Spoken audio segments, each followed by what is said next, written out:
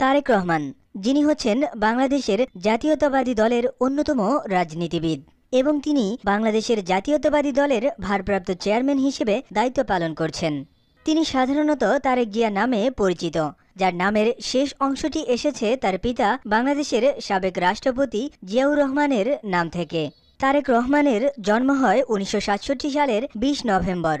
তার পিতা জিয়াউর রহমান ছিলেন বাংলাদেশের স্বাধীনতা যুদ্ধের অন্যতম সংগঠক ও সাবেক রাষ্ট্রপতি এবং তার মা হচ্ছেন বেগম খালেদা জিয়া, যিনি বাংলাদেশের ৩ বার নির্বাচিত প্রধানমন্ত্রী।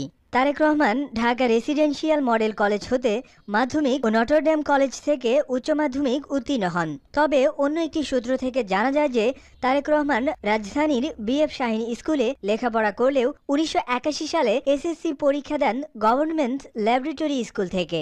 ১৯৮৪ সালে তিনি ঢাকা বিশ্ববিদ্যালয়ে প্রথমে আইন বিভাগে ও পরে লোক প্রশাসন বিভাগে ভর্তি হয়েছিলেন বলে জানা যায়, কিন্তু তিনি স্নাতক শ্রেণীর পড়াশোনা শেষ করতে পারেননি। পরবর্তীতে তিনি পেশা হিসেবে ব্যবসাকে বেছে নিয়ে বস্ত্রশিল্প ও নৌযোগাযোগ খাতে বিনিয়োগ করেন। বর্তমানে তারেক রহমান লন্ডনের একটি বিশ্ববিদ্যালয়ে আইনশাস্ত্রে পড়াশোনা করছেন। পিতা জিয়াউর রহমানের প্রতিষ্ঠিত বাংলাদেশ জাতীয়তাবাদী দলের বগুড়া কমিটির সদস্য হিসেবে যোগদান করে তারেক রহমান তার রাজনৈতিক জীবনের সূচনা করেন। আনুষ্ঠানিকভাবে সংগঠনে যোগ দেওয়ার পূর্বেই তারেক রাজনীতিতে অত্যন্ত সক্রিয় ছিলেন। ১৯৯১ সালে জাতীয় সংসদ নির্বাচনের আগে তারেক তার মা খালেদা জিয়ার সহচর হিসেবে সারা দেশের নির্বাচনী প্রচারণায় অংশগ্রহণ করেন। ২০০১ সালের নির্বাচনেও তারেক রহমান মা বেগম জিয়ার প্রচারণা কার্যক্রমের পাশাপাশি পৃথক পরিকল্পনায় দেশব্যাপী নির্বাচনী প্রচারণা চালিয়েছিলেন। মূলত ২০০১ সালের নির্বাচনী প্রচারণায় তার অংশগ্রহণের মাধ্যমে রাজনীতিতে তার পদচারণা আরও সক্রিয় হয়ে ওঠে। ২০০২ সালে তারেক রহমান দলের স্থায়ী কমিটির সিদ্ধান্ত অনুযায়ী বিএনপির একজন জ্যেষ্ঠ যুগ্ম মহাসচিব হিসেবে দায়িত্বপ্রাপ্ত হন।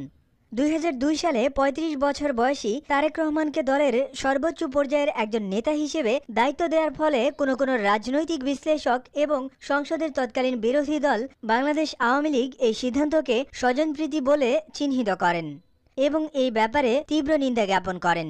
২০০১ থেকে ২০০৬ সাল পর্যন্ত বিএনপি যখন ক্ষমতায় ছিল তখন তৎকালীন বিরোধী দল আওয়ামী লীগ কর্তৃক এবং বেশ কিছু সংবাদপত্রে প্রকাশিত খবরের মাধ্যমে তারেক জিয়ার বিরুদ্ধে ক্ষমতার অপব্যবহার সহ দুর্নীতির অভিযোগ আনা হয়।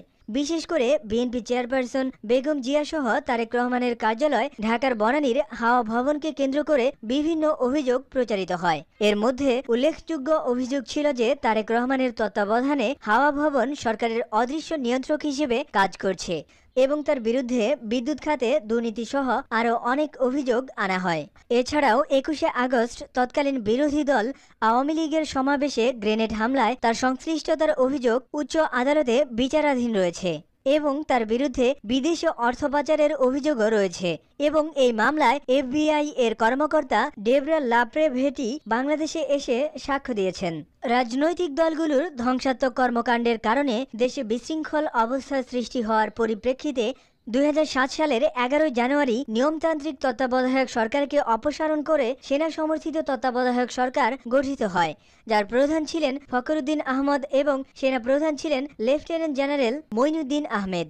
এবং এই তত্ত্বাবধায়ক সরকারের আমলেই ২০০৭ সালের ৭ মার্চ একটি দুর্নীতির মামলার আসামি হিসেবে তারেক রহমানকে তার ঢাকা ক্যান্টনমেন্টের মইনুল রোডের বাসা থেকে গ্রেফতার করা হয়। তার বিরুদ্ধে আরও ১৩টি দুর্নীতির মামলা দায়ের করা হয় এবং তাকে বিচারের সম্মুখীন করা হয়। গ্রেপ্তারের কিছুদিন পর তারেককে আদালতে হাজির করা হলে তার শারীরিক অবস্থার অবনতির জন্য তার আইনজীবীরা আদালতে অভিযোগ করেন যে জিজ্ঞাসাবাদের সময় তারেক রহমানের উপর শারীরিক নির্যাতন চালানো হয়েছে।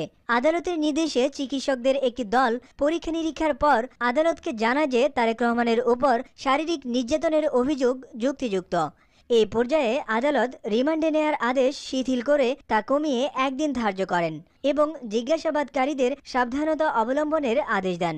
এরপর তাকে ঢাকা কেন্দ্রীয় কারাগারের পরিবর্তে ঢাকার শাহবাগস্থ বঙ্গবন্ধু শেখ মুজিবুর রহমান মেডিকেল বিশ্ববিদ্যালয়ের হাসপাতালে স্থানান্তর করা হয়। ২০০৮ সালের আগস্ট মাসে তারেক রহমানের বিরুদ্ধে মামলাগুলো আদালতে দ্রুত নিষ্পত্তির দিকে নিয়ে যাওয়া হয়। প্রায় ১৮ মাস কারাভ্যন্তরে থাকার পর ৩ সেপ্টেম্বর ২০০৮ তারিখে সবগুলো মামলায় তারেক রহমান জামিন লাভ করেন এবং বঙ্গবন্ধু শেখ মুজিবুর রহমান মেডিকেল বিশ্ববিদ্যালয় হাসপাতালে চিকিৎসাধীন অবস্থায় মুক্তি লাভ করেন।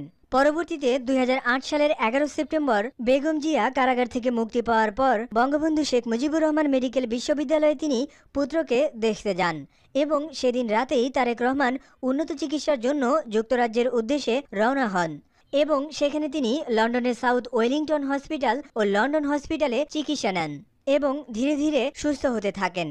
এমনকি বর্তমানেও তার কিছু শারীরিক সমস্যা সম্পূর্ণরূপে সুস্থ না হওয়ায় এই হসপিটালগুলোতে তাকে চিকিৎসার জন্য যেতে হয়। তারেক রহমান বিদেশে অবস্থান করায় তার বিরুদ্ধে করা মামলাগুলো বর্তমানে অমীমাংসিত রয়েছে। সিঙ্গাপুরে অর্থ পাচার মামলায় দুর্নীতি দমন কমিশনের একজন কর্মকর্তার করা আবেদনের প্রেক্ষিতে 2013 সালের মে মাসে ঢাকার একটি আদালত তারেক রহমানকে ইন্টারপোলের মাধ্যমে গ্রেফতারের পরোয়ানা জারি করে।